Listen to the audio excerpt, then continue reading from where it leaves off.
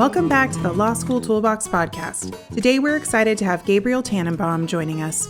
Gabriel is a law professor and founder of Spaced Repetition Systems. Your Law School Toolbox hosts are Alison Monahan and Lee Burgess. That's me. We're here to demystify the law school and early legal career experience so you'll be the best law student and lawyer you can be. We're the co-creators of the Law School Toolbox, the Bar Exam Toolbox, and the career-related website Career Dicta. Alison also runs the Girls Guide to Law School. If you enjoy the show, please leave a review or rating on your favorite listening app. And if you have any questions, don't hesitate to reach out to us. You can reach us via the contact form on lawschooltoolbox.com, and we'd love to hear from you. And with that, let's get started.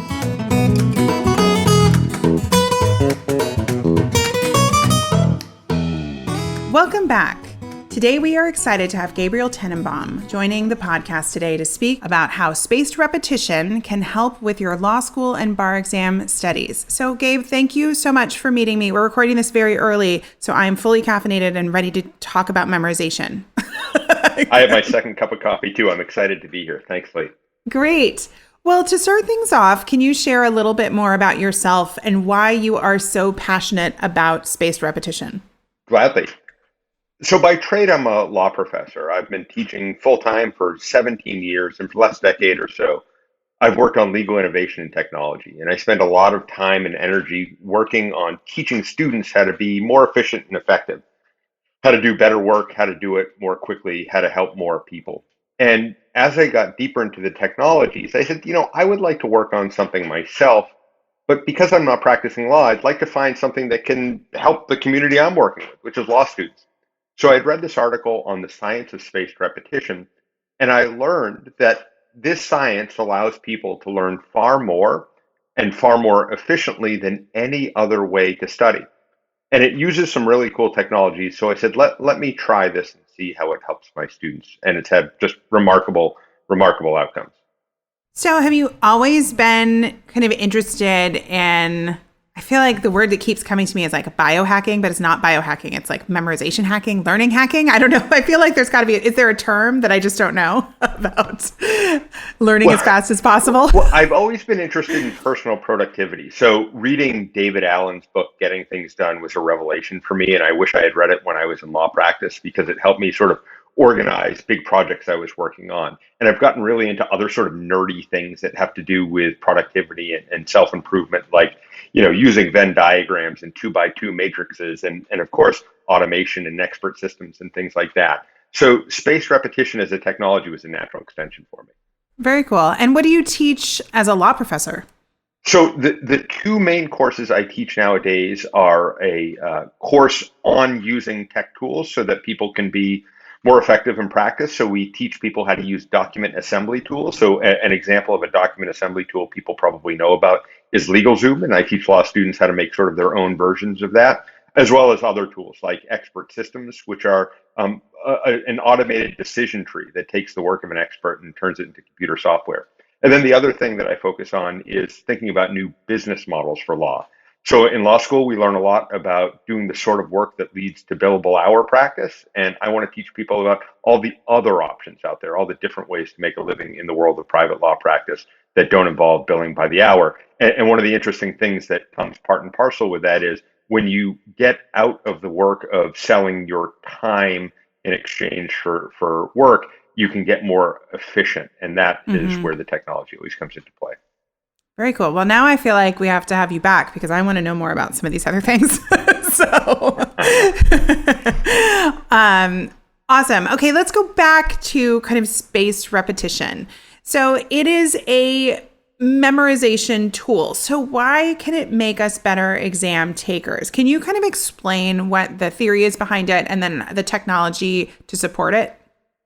Sure. So let me back way up and define what spaced repetition is and just give you a couple of scientific principles that explain why it works. So spaced repetition is a learning method where people learn and then study again so that they are looking at information at the exact right moment, the moment before they would otherwise forget it, but not so soon in time that it's easier for them to remember.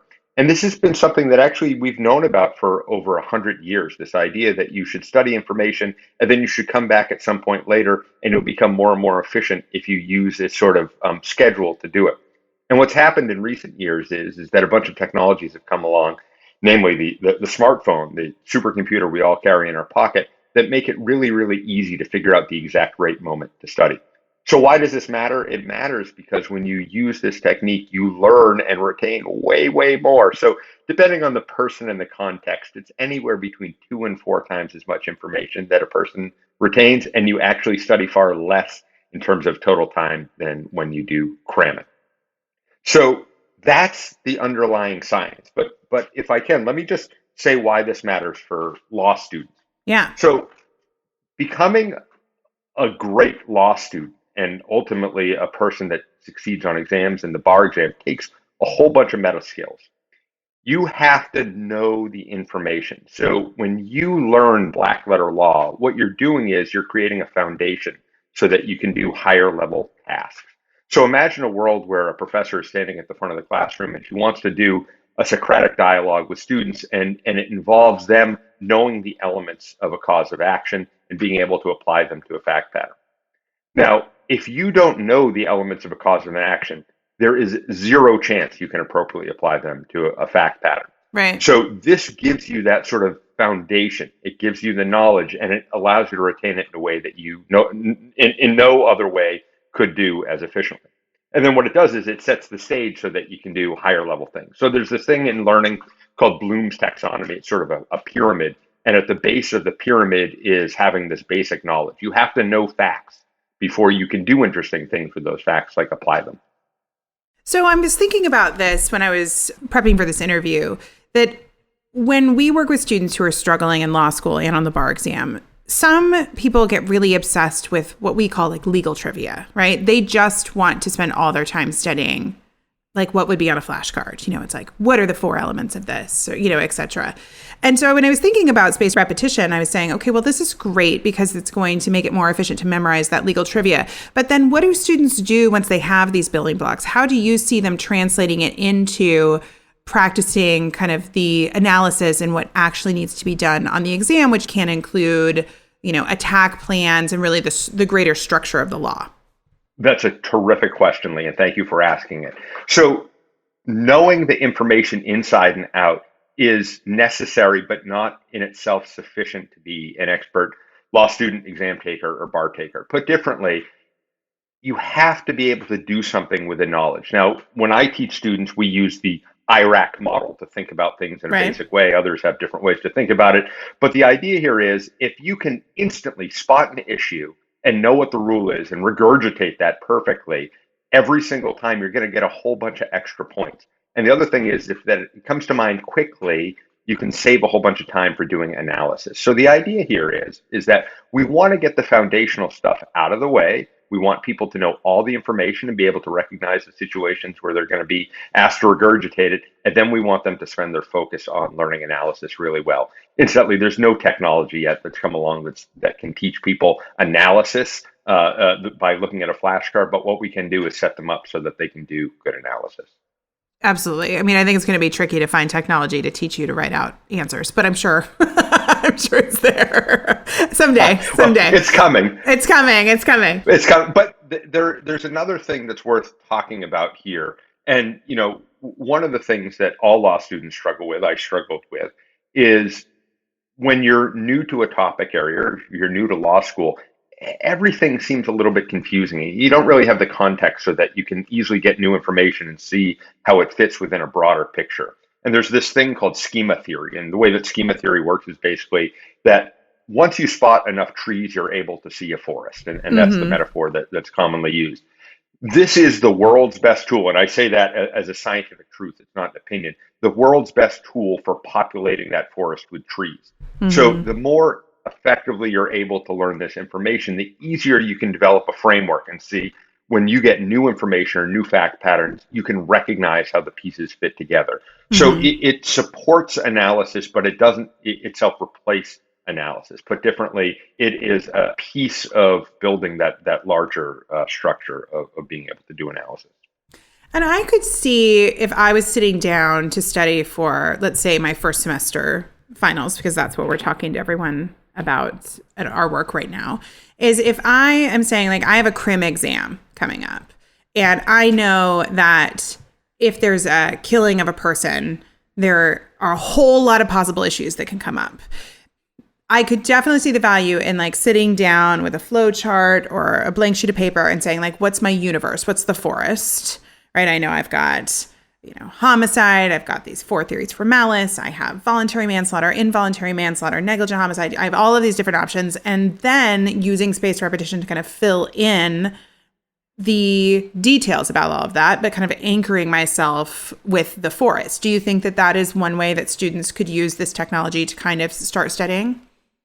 Absolutely. Although you can, frankly, you can do it for both. Yeah. So if you wanted to recognize, here are all the different ways that someone can commit a homicide, you could create a flow chart and study that and use a spaced repetition algorithm to remind yourself to do it. And then from there, for each individual cause of action or each different approach, you could memorize the elements. You can also do other things like, identify fact patterns so that based on what your professor or what your expert tutor is teaching you, these are the fact patterns that when I see these things happen, I should recognize that this is the kind of answer that the test examiner is looking for. So you can do all of those things using spaced repetition. The idea here is that if we want people to remember information, to recognize patterns, spaced repetition is just the best way to get it into their head and keep it there for the long term. Okay, so I'm kind of loving this idea. So even a flow chart, basically I can memorize anything. It doesn't just have to be like elements. I can just memorize almost anything. For sure. And good spaced repetition systems will allow you not just to use text, but to use images, use audio files, use video files. And actually, there's some really, really interesting research about people using spaced repetition to recognize artists who created works of arts. And one of the really interesting things is if you look at 20 different Picassos and then are shown a series of photographs, or I should say, paintings that were done by different artists, you become more effectively able to recognize other Picassos. Your brain can make that extension, and it does it more effectively if you use spaced repetition. Okay, now I'm kind of nerding out with you. I'm like in it. I'm like thinking of all the different ways that I can implement spaced repetition. Yeah, well, it's a pattern recognition booster. So we need to be able to have knowledge, then we need to be able to recognize patterns, and then we need to be able to, very quickly be able to respond to what we're saying, what those stimuli are, in the form of an IRAC or some other way so that we can show the examiner that we know the stuff. So spaced repetition helps you do all of these things, right? It helps you know the words that you should write based on the pattern that you recognize. And does this type of technique of looking at the patterns and the science behind this work for kind of a wide variety of people? So for instance, we talk to a lot of students who are kind of second career law students. So they might be coming to law school at a different point in their life than the typical law student, who I think the average age is like 27, 28 or something like that. And we often hear like, I'm just not as good as memorizing anymore. And I personally think that's sleep deprivation. It's how I feel that way. But do you find that the science backs that this type of technique works for people at all various points of their lives? Absolutely. And this has been proven time and again. So it actually extends far beyond law students or students in general. There have been research studies on all different sorts of students learning in all different sorts of contexts. And every single one of them, it shows an improvement, whether you're trying to learn a foreign language or learn about medical school things so that you can pass the medical boards, or outside of the context of education. If you want to go to a foreign country and learn their language, if you want to learn about any set of facts, it works. It also works with young children. It works with older people. It works with people with various neurological impairments because it's been tested as a mechanism to try to get people who might have had a brain injury or something else happen to them to get their memories back and retain them. It's also interestingly been tested with non-human animals. So it's been shown to be effective with primates and actually other mammals and animals from other phyla. So it's pretty broad based. It's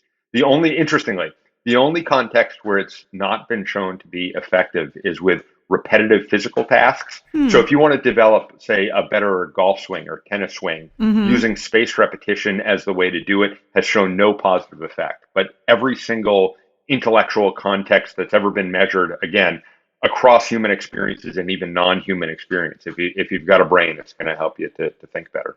Interesting. Well, I am currently struggling to learn French. And so now I'm trying to think about how I can work this into my current foreign language struggles. I won't torture you by saying anything in French.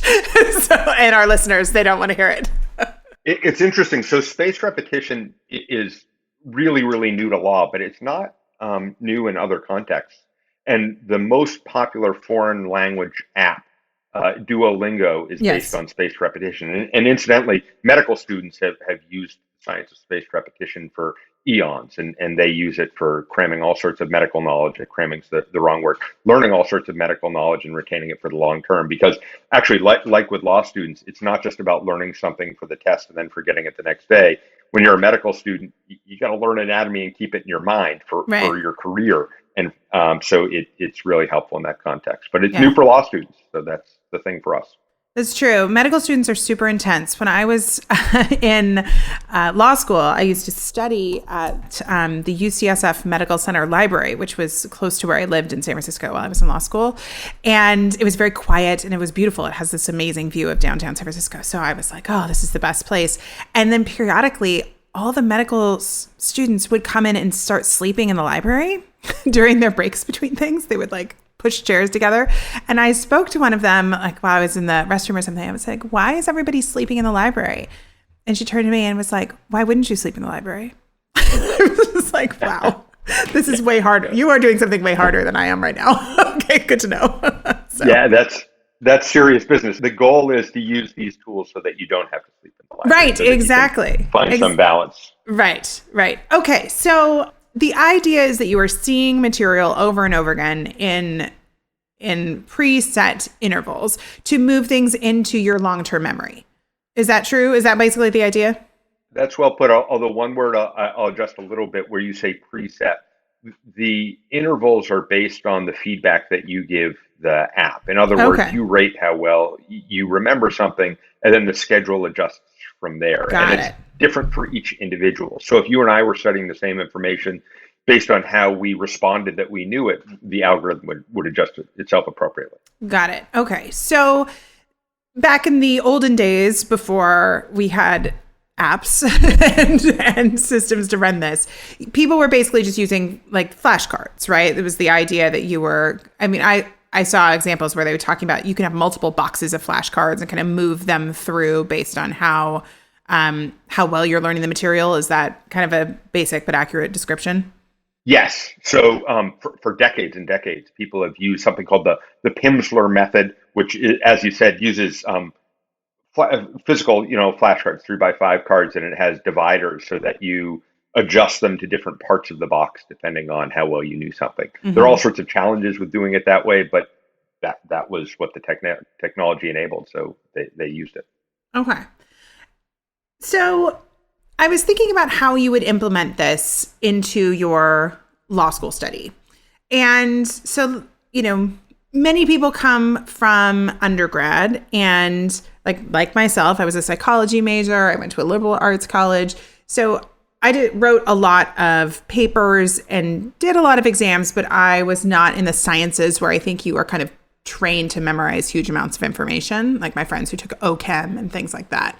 So this can feel very new, I think, to law students to have to come and start learning these kind of massive amounts of information. So you can't pull an all-nighter using spaced repetition. I don't think you have enough time to do that. So when do students start using these tools as they get ready for their exams? So the way spaced repetition works is that the longer you've been studying something, the less often you need to look at it. Put differently, the earlier you start, the less work it will be as exams approach. So a pretty typical pattern for someone studying a piece of information using spaced repetition is that you see it the first day on day 0, and then you're shown it again on day 1, and then maybe you're shown it again on day 3 or 4. But after that, it's day 10, 11, 12. Then after that, it might be day 20, 25, 30. And after that, depending on how you rate it, could be day 60, 70, 80, 90. And then Mhm. after that, it's maybe day 250 or 300. So the idea here is that if as a law student, you incorporate spaced repetition as you learn the content in class, by the time exams come around, you have this information fully committed or very close to fully committed. Where the science is now is that if someone uses this technology and looks at like 10 cards a day or studies for about 10 minutes a day, they'll retain about 92% of everything they study for as long as they continue to use it for 10 minutes a day. So what this means is that if you do your work as it comes along throughout the semester, you learn about a new subject in class, so then you look at the associated cards. When the exam comes around, there's actually like not very much studying to do, at least studying in the context of memorizing what the elements are or memorizing what the code says. It's time before the exam to do things like take practice tests and look at old exams and practice your analysis, but it really frees you up at exam time. And then the other bonus is, particularly for first year law students, those first year classes are the ones that are tested again on the bar exam. So Right. if you start using this as a 1L, and again, just slow and steady, do your 10 minutes a day, and you keep it up throughout law school, adding more content for the classes you take along the way. By the time the bar comes along, you have all of this information banked in ways that makes it so that that summer before the bar exam doesn't have to be nearly so stressful, and you'll have a much better outcome. That makes a lot of sense. I'm not sure if your law school is doing this, but I think there's been a movement towards open book exams, even for these first year classes, which I'll be honest, I don't personally love because as you said, like this is stuff that you're going to end up having to take on the biggest closed book exam of your career, even though that's changing a little bit maybe in the next few years for many students. I would be curious, like, do you think that for students who are taking open book exams, that it's still worthwhile to implement some sort of memorization technique while they're studying? 100%. And there are a couple reasons. The first reason is because over the course of the semester, by using this technique, you'll learn more throughout the course of the class. In other words, if you know all of the facts, if you know all of the information that you're being taught in the class, it gives you more ability during the class itself to focus on the higher level stuff, which will tee you up better for exams. The other thing is when you get to the open book exam, it's not as if you don't still need to identify issues and give elements of causes of actions. You still need to write those out. And if those are things that are in your mind and you can identify them quickly, that saves you time to write other things on the exam to create a more organized and succinct answer. Yeah, I mean, even if you have a reference document, if you know the material, and the better understanding you have of that material, you're going to be able to move much faster than the person who's looking up things all the time. If it's a timed open book exam, you really don't have time to look up everything. If it's a well-written exam, you're going to get punished if you have to look up everything. That's just right. And Lee, as a point that you made earlier, remember, it's not just facts that you can use this to memorize. Let's say that you're taking an evidence exam and you say, well, it's an open book, but I need to be able to recognize all of the hearsay exceptions that might apply here because I can see this question is asking me to recognize those exceptions or non-hearsay examples. If you have a mental checklist that allows you to very quickly go through it and see if you miss something, that gives you more of an opportunity to identify issues that you might have just otherwise missed. Because one of the problems that can happen on an exam, it's not that you give a bad answer, it's that you didn't recognize that you should have addressed an issue. So this helps you spot more issues as well as address them more appropriately. Yeah, and I think the other piece of this for me that I'm sensing is that if you are diligently kind of putting, we've been saying recently, like deposits in the bank, right, of studying. You're basically, if you do your 10 minutes a day, you're depositing in your kind of study bank throughout the semester. When you get to finals and your reading period, it sounds like it's going to be much more relaxing time. And maybe relaxing is the wrong word, but not as intense because you aren't cramming and you are coming at it by saying, like, I know most of this law, I'm comfortable with most of this law already, and now I can just focus on the nuances and the application and mastering fact patterns and practice. That's just right. And I actually like the banking metaphor. And let's add one piece to it. Let's imagine that there's interest and it compounds. And one of the things that we don't always do intuitively is recognize that, hey, if I keep doing this little thing, the impact it makes over time is going to be worth more than the sum of each individual part, the way that compound interest works. And the idea here is that if you do just a little bit of work using this technology, which makes you sort of a super learner, what happens at the end of the semester is you've become a super learner, and Yeah. you've become someone that can prove that more effectively. So it makes a big difference. And the challenge, of course, is that from day to day, you just feel like you're doing your work. Just like if you exercise every day and go out and take a walk for a half an hour, it's just a walk for a half an hour. Fast forward a year and you're, in better health. It all added up. It made a big Right. difference. And that's the sort of thing that we're doing. Right. Okay, I'm like all into this now. Now I'm just like thinking of all the things I can memorize using spaced repetition. But now I know it won't help my tennis game. So that's okay. That's okay. I can Right. find That's another right. so all right, I want to switch to talking a little bit about the bar, because as we have been talking about, like, the bar exam feels to most people like it is the largest closed book exam that you will take. Most students study for 8 to 10 weeks, 2 months ish, for the exam. And a lot of the big commercial bar providers still really recommend that you save memorization until the last few weeks of your prep, which I think is kind of a bummer. I think that that's a huge mistake. So how would you recommend that somebody uses spaced repetition when they're thinking about bar study, especially in this kind of 2-month period? And then I also want to expand it because we have a lot of people who study for longer periods of time, like 4-month periods. Sure.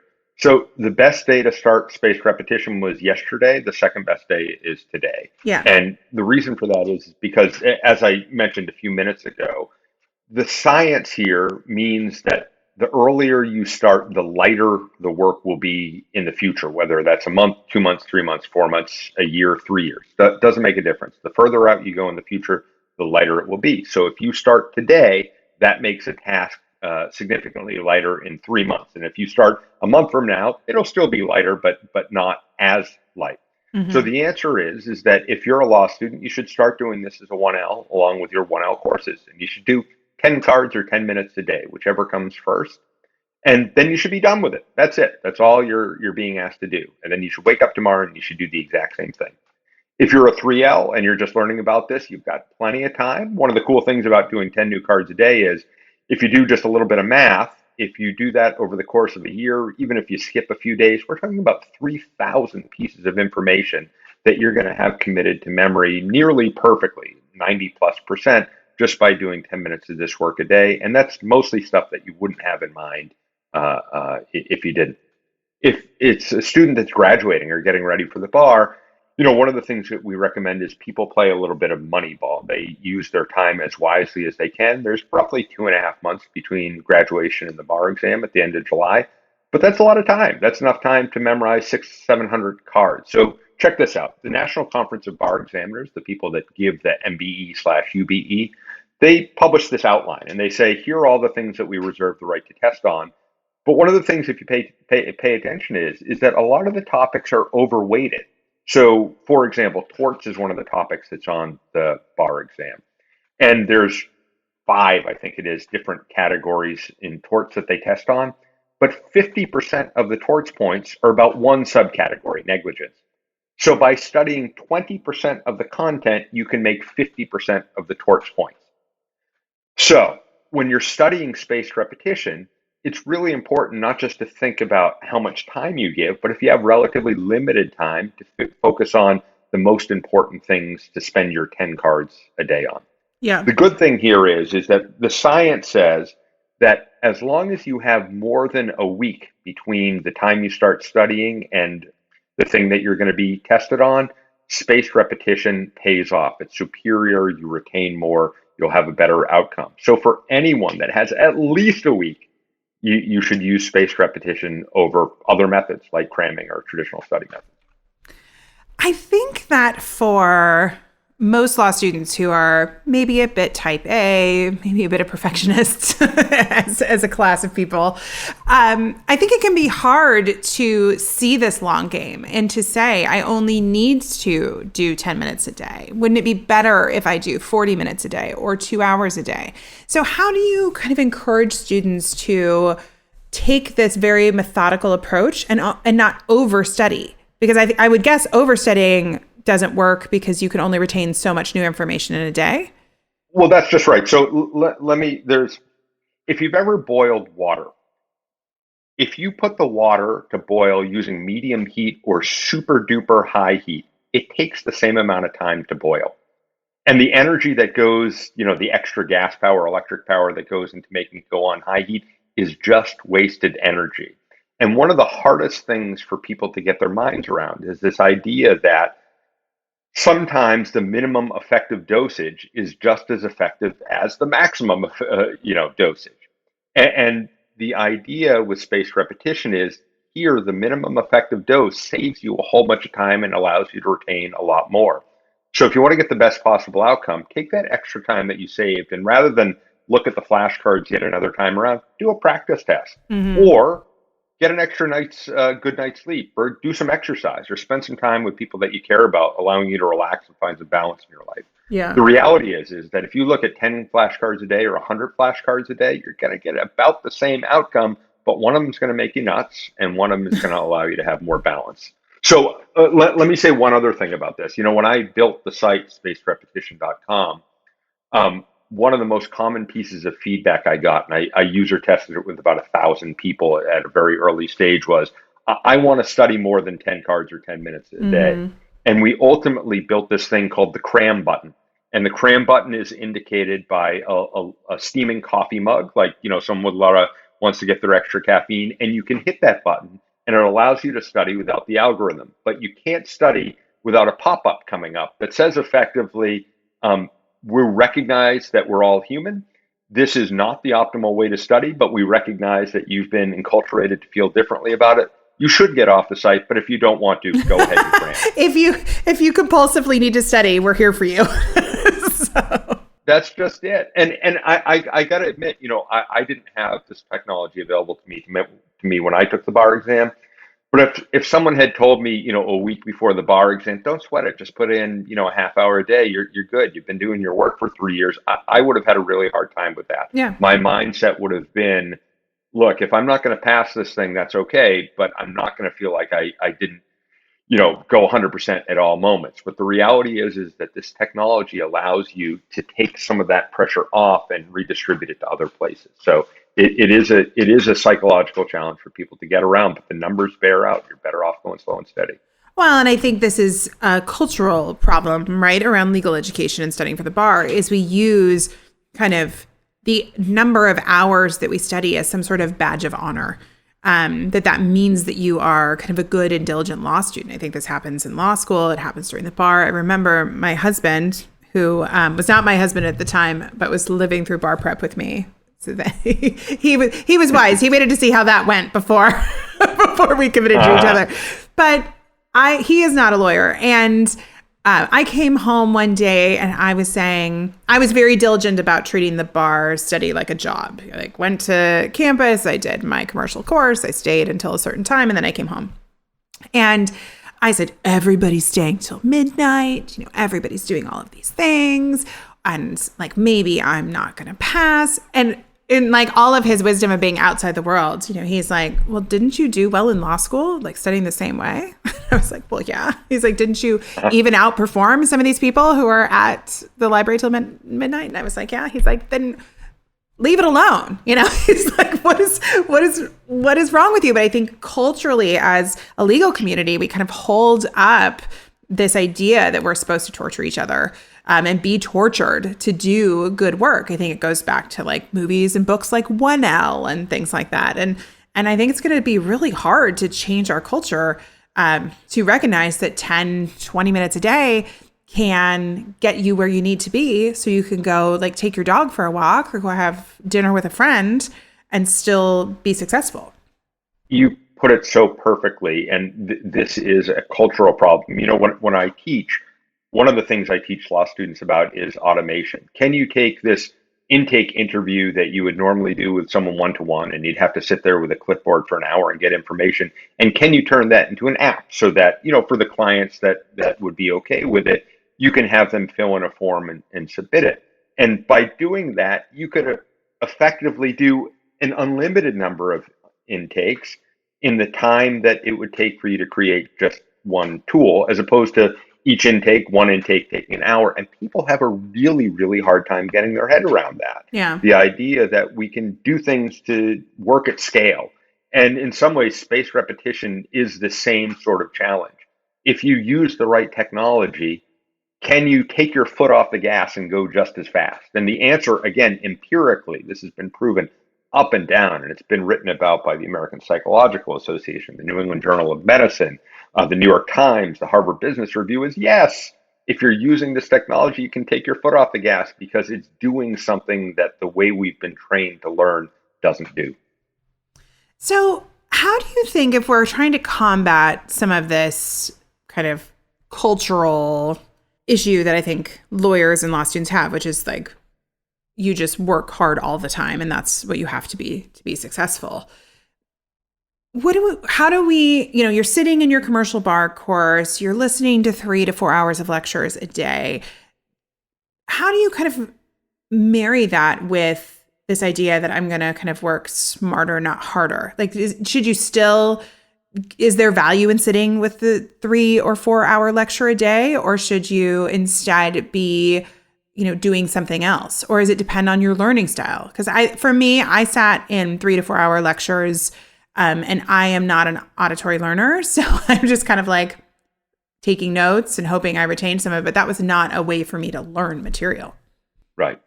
So I wouldn't recommend skipping out of the box bar review course in favor of just studying spaced repetition, using spaced repetition. And the reason for that is because there's more to success on the bar exam than knowing the facts and recognizing the patterns.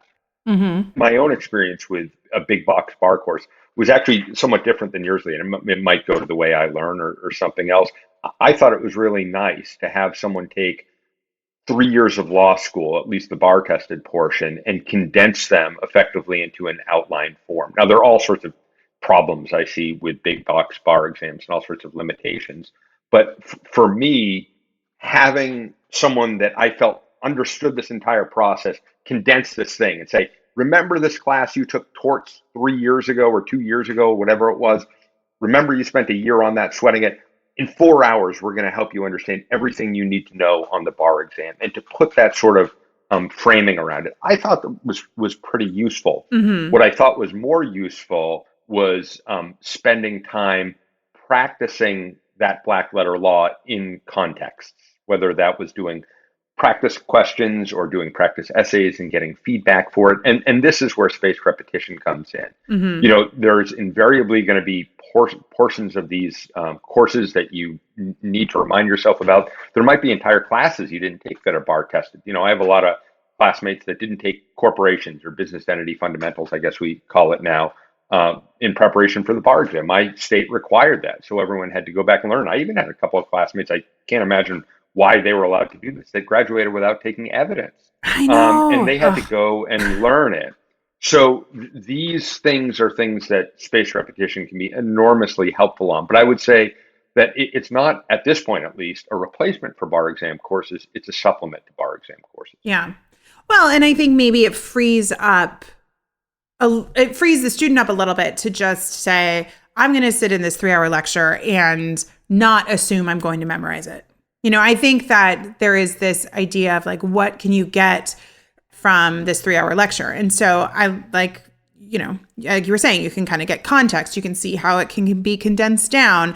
I think you do see the forest, right? Somebody is basically saying like, here's the 3 hour forest.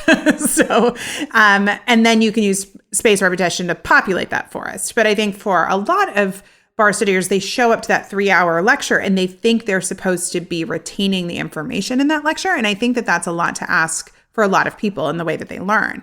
So if you have kind of a plan outside of that to say like, well, this is now how I memorize the law, that was covered in that lecture, then I think it just really frees you up to use that lecture for, maybe what it's good for you based on your learning style and how your brain works and, and all of that.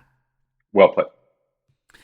All right. So now I know that I need to use spaced repetition in my French studies for my kids, like not my tennis game. So I'm learning. I'm learning. So with your spaced repetition website, like if students are really curious about how to implement it either in their law school or bar study, how do they learn more? How do they use it? Like what should students do to kind of get engaged?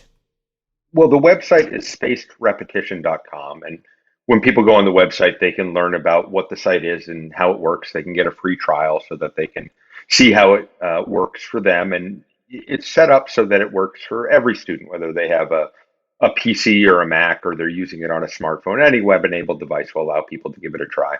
And the idea is that you should come on the site, you should study for 10 minutes, and you should study for 10 minutes every day for whatever topic is important to you. So we have content for 1Ls, content that has been created by professionals for all of the first year topics. The Emmanuel Law in a Flash collection, which if you're new to law school, you might not know about. Lee and I know about it. Yep. People that have gone to law school for the last 30, 40 years have studied these physical flashcards that come in sort of these Trivial Pursuit boxes. I'm dating myself. I don't know if people play Trivial Pursuit, but they're flashcard boxes that go subject by subject. That entire library is now on spacedrepetition.com. So the people from Aspen placed it there. So if a student is taking a given 1L class and they want to study one of the topics using the spacedrepetition.com website, they can surf on in and they can buy the Aspen Law in a Flash for criminal law or con law or CIPRO or whatever it is that they want to take. They can also buy a first year bundle that covers all the first year classes that people take. Beyond that, we have other features. We have this thing called the Create and Share plan that allows people to do just what it sounds like, to create as many flashcards as they want on their own and to study them on their own or with others. So let's say that you're a law student and you have a study group and you want to create things collaboratively so that you can all get ready for an exam with your classmates. You can all get on, you can share a deck of cards, you can set it up so that you can all add content or you can individually create content and you can show each other what you're doing. And the idea here is that it's good to learn the sort of basic baseline content that something like the Emmanuel Law in a Flash collection has. But the other thing is that law professors teach things with their own spin. So someone might say, look, I teach con law, but I teach it from a critical race theory perspective, or I teach it from a law and economics perspective. So you might want to have supplemental flashcards that addresses that professor's own interests or your own interests. And then the other thing that we have available on the site is this thing called the Boost Deck. And that's for people that are in the final stages of law school and getting ready for the bar exam. And that's the one that we play Moneyball with. It's 642 cards, I think it is. And that is the one that people who are just getting ready for the bar exam can do and get maximum benefit by getting tested or getting prepared to be tested on the things that are overweighted on the bar exam. A lot of students actually buy that deck after their first year if they felt like they struggled with first year topics and they want to make sure that they really understand that stuff deeply. So those are the pieces that we have available on the site. But the other thing that I should say is that, once you have access to the site, you can use it for whatever you want. So I've had students who have used it to learn foreign languages. I had someone who was actually going to visit a grandmother far off, and the grandmother spoke a dialect of a language that she didn't know very well, so she wanted to learn vocabulary. I had a student from California who wanted to become a master wine sommelier, load up a bunch of cards for that. I've had a lot of people who graduated and kept it so that, as a rookie lawyer or DA, they could learn all sorts of interesting things that were relevant to their legal work, because really spaced repetition, as I've built it, is for law students, but the technology itself is subject matter agnostic. So if there's any challenge people want to learn for and retain information for, it's there for them. Well, that's amazing. I love this idea. I don't know. Now I feel like I have to build a French deck. So now I feel like I have a new project, 10 minutes a day. You should do it. I'm going to do it. We support audio files too. So you could even load up some French and make sure that you understand what the words say. Oh, okay. All right. You've won me over. You've absolutely won me over. My law career as memorizing massive amounts of information is done. So now I have to take on new new topics. So I love it. Perfect. Well, this sounds really accessible to law students and bar takers. So thank you very much for sharing your wisdom. I do encourage everyone to check out your site and at least try it out, because it seems like if you're just doing 10 minutes a day, in a few weeks, you should be able to see whether this is really working for you. That's exactly it. The dividends start getting paid very early on and they get bigger over time. So if people give it a try, I think they'll like it. Awesome. Well, thank you so much for taking time out of your busy schedule to chat with us today. I hope you'll come back and we can talk about all the other interesting stuff that you work on. I kept a whole list next to me. So we look forward to having you back on the podcast. And thanks again for taking the time. You're welcome, Lee. Thank you so much for having me. It was a real pleasure. Okay, great. Are you interested in checking out spacedrepetition.com for yourself? If so, you can use the coupon code TOOLBOX15 in all caps for 15% off any product. Once again, the promo code is TOOLBOX15 with all capital letters. If you use the product and enjoy it, we would love to hear about it. And with that, we're out of time. If you enjoyed this episode of the Law School Toolbox podcast, please take a second to leave a review and rating on your favorite listening app. We'd really appreciate it, and be sure to subscribe so you don't miss anything. If you have any questions or comments, please don't hesitate to reach out to Lee or Alison at lee@lawschooltoolbox.com or allison@lawschooltoolbox.com, or you can always contact us via our website contact form at lawschooltoolbox.com. Thanks for listening, and we'll talk soon.